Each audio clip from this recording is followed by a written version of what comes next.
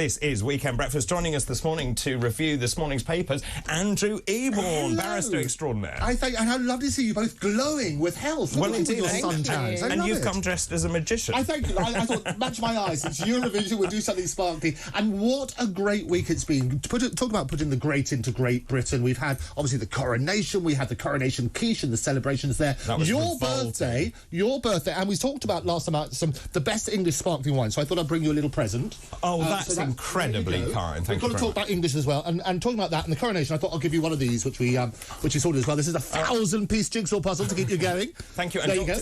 Dr. Renée brought me cupcakes this morning. So we celebrate all that. That's really kind. Should we have it now? Oh, definitely. That's the only reason. And a cupcake. And a cupcake. Yeah, because that's what you want at 7:25. It's always a joy. Thank you. Wonderful. That's what Ellen, so enjoy all that sort of stuff as well. That's very kind. Talking about celebrating that sort of stuff all over the place, we've got these wonderful headlines everywhere about We Three Kings. So they're now doing, in many papers have picked up this glorious picture of the three monarchs and, well, one monarch and a couple of monarchs to be. Isn't that good? Because I think there's so much misery around at the moment, and so many people political bashing about who's done right and who's done wrong, and Sunak and what he's going to do on that sort of basis. But it's a pretty good story. I think it's the idea is that people about the approval rating of the monarchy has gone through the roof since in the last year, and we always thought that, well, the Queen, there would never be the sort of adulation that there was. But I think for Charles, he's now pretty good as a monarch. What do you think? I'm just looking at this picture. I think William and George look incredibly comfortable there. And the King has the same pained expression on his face. Very heavy crown. Well, it is a very heavy crown, but also, and I said this about the coronation itself, this looks like a man who has the weight of the world on his shoulders now. And I think he's realised the solemnity of it and the magnitude of it. Oh, I think you're absolutely right. And looking at the Coronation last week, I don't know if you've had a chance to watch it back. Do you know, I've got as far as Rishi Sunak coming through the door. I'm trying to get through this Coronation, but obviously I was when you look at his face, and there's the extraordinary moment when they put the crown on his head, and it's sort of like that James Brown one more time moment, because they put it on once and it's a bit wobbly, so he takes it off again and they readjust it. But Charles looked so pained, and he was either going through that sort of, he looked vulnerable, was the honest sort of answer. I think as well, it must have been a real reminder to him that his mother has died, and the only reason he was sitting there on that day was because his mother died, because he spent his life waiting for a job that he could only have with his mother's death. So I think it's probably quite a difficult emotional time for him, and he had to keep up a facade for 24 hours. Awful. And also I think he didn't know how popular he would be, and also hence why that lovely line about "thank you so much for coming" with the crowds down the Mall and all the rest of it. And actually, obviously, I hosted Coronation Breakfast whilst you were gallivanting away and you did that sensationally. I love that. Sharon Osbourne, glorious moment. But it was when I fed Sharon champagne after we'd finished my show, but still while she was on it. But it was for me.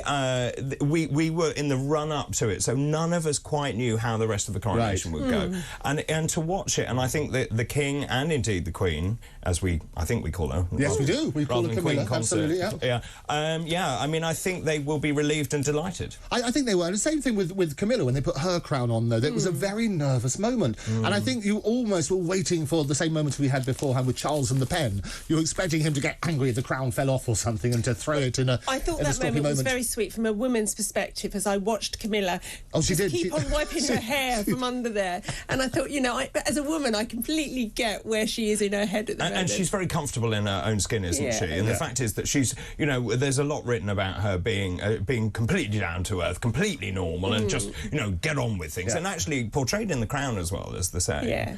So you saw her as a real woman? Yes, I saw that. I just saw that, and I knew exactly where she was in her head, thinking, oh my God, I need to just sort this out because they're not going and she's brilliant. I mean, our favourite role is always Princess Anne because she's so brilliant at events. But actually, Camilla is, I mentioned this before, she's a patron of one of the charities I'm involved with. Right. And been to a couple of functions. She will take the time to go around to every single person in a room and speak to them and say something different, which is quite difficult, and in an enthusiastic way. So I think she's come into her own, and she's gone through that sort of journey, if you like, from being the third one in this marriage to actually being, I don't know, not the nation's sweetheart yet, but she certainly turned the nation around. I mean, it's been a very clever PR exercise, I think, on behalf of the palace, without a doubt. And also, it was met on last weekend. It was only last weekend. Look, people are still very torn about it. So some people say that it should never have been allowed. that he shouldn't have been allowed to marry Camilla. I would argue he should have married Camilla in the first place. Absolutely, but he would never have been allowed to do that. We spoke about it last week. People phoning in saying it could be actually one of the true love stories that they've eventually got together. I think it probably is. And Prince Philip and Her Majesty, later Her Majesty, they were a perfect partnership. He was the wonderful sort of get them all joking and everything else, while she did the solemn duty. I think Charles and Camilla, they seem to have a perfect balanced relationship as well now. And they look happy. Just let's move on to Eurovision. And I teased this at the beginning, and I really don't know what I think anymore, because of course this is a huge competition. I'm slightly obsessed with Eurovision, but I have been even when it was uncool. Now it's really cool apparently to like Eurovision. Great for Liverpool, delighted for Liverpool. 160 million people. I think it will be more than that. But this question about should Zelensky be allowed to address it? Well, it is interesting, and I was looking just recently about how often Zelensky's popped up at these big events, and he did the Berlin Film Festival, you might remember, and he went up there and he did his speech. Oh no, he was there. I don't know, checked it out. He was there at the Berlin Film, and the next award goes to him, and here he is again. He tried for the Oscars twice, and they turned him down twice, because they were turning around and saying it's non-political. But to your point, well, hang on, it is non-political. Russia, who won in 2008, and they've been very sad. Great song, we love that sort of stuff. If you're going to be non-political, then bring Russia back in.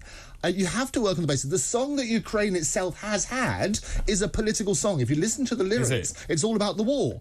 So you turn around on that sort of basis. But the EBU, they're right, in the same way as sport is supposed to be non-political and so on and so forth. It is supposed to be non-political. Yeah. But what about Renée's point? What was your point?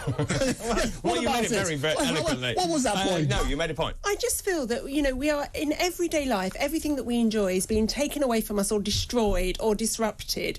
And to have another event that we just want to sit down with a cup of tea or a glass of wine or whatever it is and enjoy, we then have to endure a political speech. And it won't be a hello, thanks for hosting it, and I hope the war ends soon. Of course it won't. It will be, can I have some more planes? Well, what about if he was allowed to do a pre-recorded speech just saying thank you to the United Kingdom for hosting on behalf of Ukraine, and we can't do. I agree with that totally, because actually Liverpool, and all praise to Liverpool, everywhere you go in Liverpool, it's got Ukrainian flags. We recognise we are hosting. Sam Ryder, great mate, who's one of the best ambassadors for the music industry and actually general ambassador for media industry for Great Britain. What he sort of said is, look, we're here to celebrate music. Music is the great unifier, and I think you work on that sort of basis. We do remember we're hosting it because we came second, and people can talk about whether we came second politically or other ways. We should have come first. Well, and a lot of people say that, but they won. That was the point. I remember that. Well done, see, you'll get that eventually. But and if you always look at the votes, it's always a bit weird when this country loves this country, so we're going to give you douze points. And we love you, we'll give you douze points. Cyprus and Greece. And they hate that's what us. they do. Yes, well, and all of the Eastern Bloc countries all vote for each exactly. other. Don't we have the public voting today? Well, you have everybody. It is weird. So that they do their little votes as well. What's also weird, it re-educates their little votes. It also re-educates people about geography, because you talk about the Eurovision. Well, Australia, what a lovely part of Europe that is. So it's not a European. That's right. It's just run by the Eurovision, the EBU. Exactly. Now, we get into the final because we're a founder member of the EBU. Are, absolutely. But Australia, that is, I agree, is totally weird. Well, what's next? The United States? Oh no, but they've done it forever. So Cyprus, Armenia, I was looking at this as well. Morocco has done it, and they all come in because it's Azerbaijan. I know. That none of them are part of Europe that we know. This new reverse version of Brexit. But you're right. People go, and now the results from Azerbaijan, and everyone goes, where's that? What part of Europe is that? Brexit. Or you say, good evening from Riga, and everyone goes, where's Riga? Absolutely. But the whole point is, it was done as a technical test when they first did it, to try and see how these different nations around the world could work technically to do these major events. And that's what happened. Anybody who's within the Eurovision thing, and basically they're public broadcasters, if you're broadcasting within the area, then you can do it. And you're a member of the EBU, then you can host it. So it's technically open to any country in the world. China applied, interestingly. No. Yes, they did. And you never know, it may happen. So I think that we should have we might need to rename it, but we should have a worldwide competition. Well, I think it's great. And as a group with friends, we always used to have a few drinks, and then we'd mark the countries on song, routine, what they were wearing, the comedy value, that kind of thing. So I shall miss it. Will you be watching? Probably not. I don't have a TV. You don't have a TV. No, I know. It'll be available on other platforms. You can. You should be in bed. I will be in bed. Good, very good. Right, let's move on. This is very interesting. Yeah. This is James Dyson in the Times, isn't it? It is. Just before James Dyson, very quickly, because I always love Matt. And it's very good. He did a brilliant cartoon combining what you were saying about the strikes and Eurovision. And what he basically said is, hello, Eurovision fans. Here are the results from the rail unions. Null trains. As in, no points, you know. He's so always spot on. Very good stuff. But also, if you've come here, or you're here from Ukraine, and you want to go to Eurovision, and you can't get a train, what does that say about Do you know us? what? They're just pushing people onto coaches now. The coach industry is booming because of 100%. this. And we bailed out the railways by £16 billion. Yeah. So what do they want? Because people won't travel by rail. They are basically signing their own death warrants. They are. And what a shame when we're putting a spotlight on the UK, Great Britain. Here we go, 2 major events, and all of a sudden you're turning around and saying, actually, it's a bit of a mess from a transport point of view. That's not good. I know it's holding over a barrel and so on and so forth, but there is a time. And it's meant to cause disruption. Right, let's move on to Dyson. Very interesting. I sort of know James Dyson. I think he's right, but what's the story? Well, the basic story, he's saying that the focus on science, which the PM says is just a soundbite politically. It's all hot air from Dyson. Very good. The pun is mightier than the sword. And that's what he's doing. He's looking at other countries. He's made a lot of money from hot air. He's made a lot of money from hot air, hasn't he? Yeah. Absolutely. But he's saying, look, it's under threat because of research and development. Now, corporation tax has gone up from 19% to 25%. He's saying we're being driven out. And he's right. And he is right. And you look at that sort of stuff. They sort of counteract that by sort of saying about the, what is it, in the UK, basically the market value is £1 trillion in 2022, and they claim to have the lowest corporation tax rate in the G7, and we have the world-leading strengths in science and R&D. We have a phenomenal science and development and so on and so forth. We are one of the world leaders in AI, artificial intelligence, and we should embrace that. And Silicon Roundabout in London. Absolutely, a Silicon Roundabout in London, and creativity. Have you heard of Silicon Roundabout? No. Yeah, so it's Old Street, isn't it? It is Old Street, So they basically call it Silicon Roundabout because it's full of IT companies. And it is on a roundabout. But anyway. I wonder how long it took to come up with that time. It took a lot of time. But you are right. We should look at this because this is our throbbing heart. We can punch way above our weight in science and technology and the creative industry. But also, this is why children need to be taught maths and technology and stuff like that and empower them, but equally give tax breaks. When people like Dyson leave this country, it's a disaster, isn't it? But you almost feel, there is a part of me, if you wanted to believe it, where they feel that they are trying to drive people like Dyson out so they can then say, well, you know, Brexit just hasn't worked. Look, we're in such a mess. Do you think so? You think it is that obvious? That's quite a cynical. You think it's like... I know. You think... I disagree. I think they've just made it... I think they need to re-look at it. I just think they're incapable. Well, I think that's probably right. I don't think they're that clever. I mean, honestly, what we should be doing is giving tax breaks and saying, you actually use this money, invest, get people back into the employment market. You know, there's another... And it's not difficult because what happens, if you look at it historically, if you have lower tax rates, it encourages people to come in here, encourages to generate, and the net result is actually far more money raised as a result. Well, we have just across the sea, we have Ireland with their ridiculously low rate, attracting, Amazons and whoever else. Yeah. So surely they should be looking and saying, the whole point of Brexit was to actually diverge from the European Union. So therefore, I would actually go to a very low corporation tax. All the companies will come here, employ people, and they will see our productivity. Then Brexit would have worked.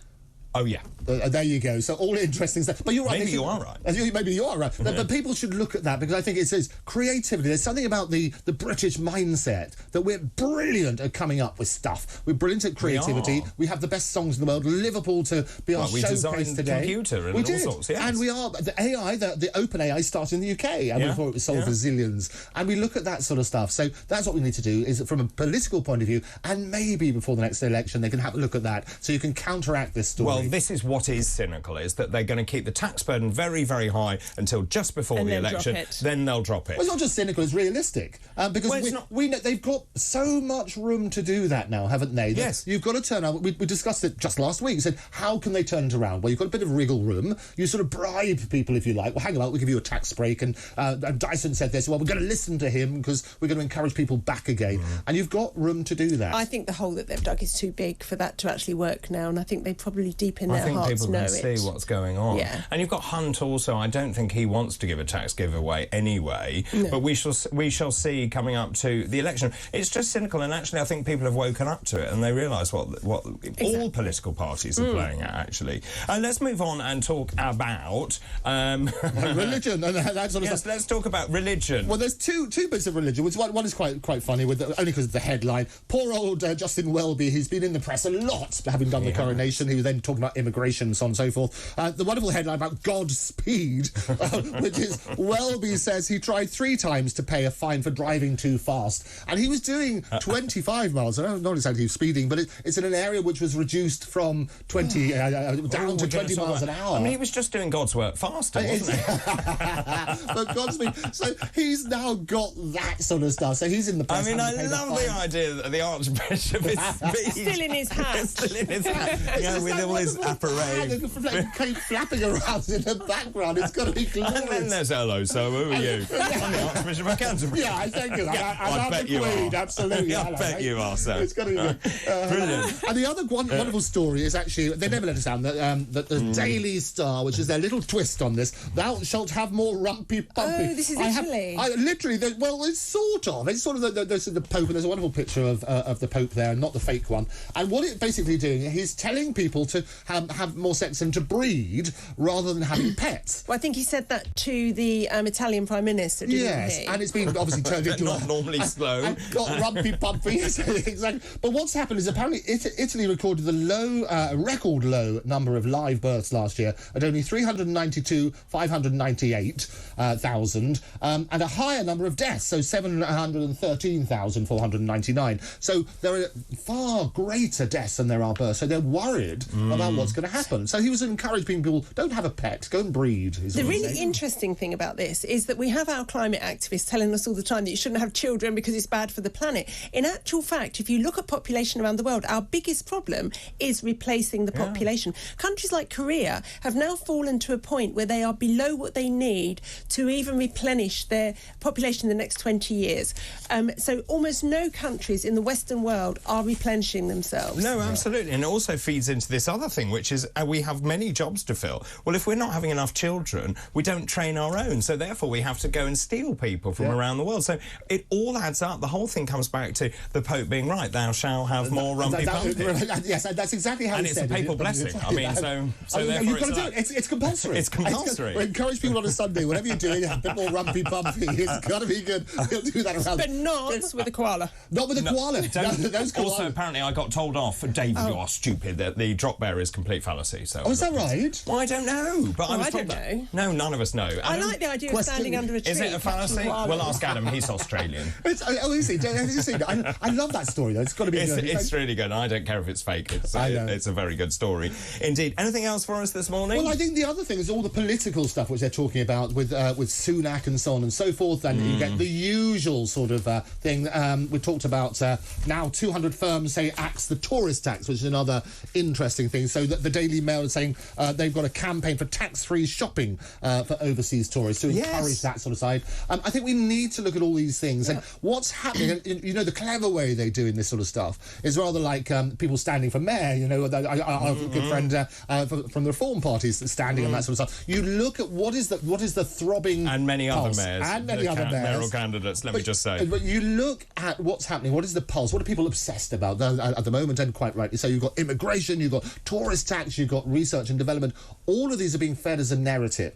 Now, you always talk about the sort of headlines dictating what's going to be policy later on. And I do think you whip it into a frenzy and then you find the solution, because that's what's going to happen politically. So if you look at this, and this is what the Mail have been banging on about. I do think that real people, are more concerned about their energy bills than they are about a tourist tax, though. So do I. So I think that's the kind of thing that will get the next government in power. But these all link together because this is about building a better Britain, isn't it? Getting cheap energy, encouraging tourists here, making sure we have full employment, making sure that we train our own people. All of this, it doesn't seem like rocket science to me. No. Neither's brain surgery, but you're exactly right. Well, you can do that, but if you're 18, apparently, just wander onto a ward. It is, but you're right, I do think, but none of these are mutually exclusive. You turn around and say, look, what are the hot topics? Yeah. And if you highlight these enough, that's so you've got enough from the narrative point of view, so not being cynical, but realistic, this is what happens. You work on the basis, like the father of PR, PR, he always used to say, Edward Bernays, the best way of selling anything is through fear. So what you do if you... Well, they know that from COVID. Absolutely. So what you do, you then feed a certain narrative into the press, which they pick up. You build it up into a story, and then you come in on your white stallion, your white charger, and say, I've now fixed it. So I reckon all of these headlines, so you're doing your 200 firms say, axe the Tories tax, you're doing James Dyson with his hot air and political things, and then what you do, you then go through that list and say, actually, we've listened to you, and this is what we've done. So that's really interesting. It feeds into what we'll talk about later, which is inheritance tax. Yes. And there are rumours that Rishi Sunak may well raise the threshold from 325 up to $1 million, or indeed ditch it altogether. And of course, that would feed into exactly what you're saying. Totally feeds into that sort of stuff. So you work on that sort of narrative, and we talk about media manipulation. They're being played. The inheritance tax. Well, we're being played. We are all being played. We're being played by government, by opposition, by... But the great thing is we call it out. We call it out. And we said, again, last week, we talked about inheritance tax. It's scandalous. You work all your life, you pay tax on everything. Your biggest asset is your house. And there's an exception. If you give your house to your children, it's a 500,000 is what it is at the moment. But I do agree that inheritance tax is scandalous. Yes. I really do, because we've paid tax on that money so many times. However, you know, only 4% of people actually fall into it. It's a tiny But actually, if you think about it, we'll talk about it later, but in terms of 325, if you're single and you own a property which is worth 325, or more than 325, we'll talk about it, because there are some... Yeah. Well, you show me a one-bed flat that isn't 325 in London. But go outside of London. What about Manchester? We'll talk about it later. But we'll talk about it later. Andrew, thank you very much. And birthday and celebration. There you go. One final thing. Yeah. I mean, I don't know how long I can have a birthday. Oh, forever. Until it's my birthday, 7th of July. That's the only reason I get presents. It's got to be good. Andrew, thank you. Thank you. Thank you. Thank you very much indeed for that. Right, time for a break. After the break, it's all the sporting headlines. We'll be joined by Tom Clayton, Talk Sport reporter. This is Talk TV.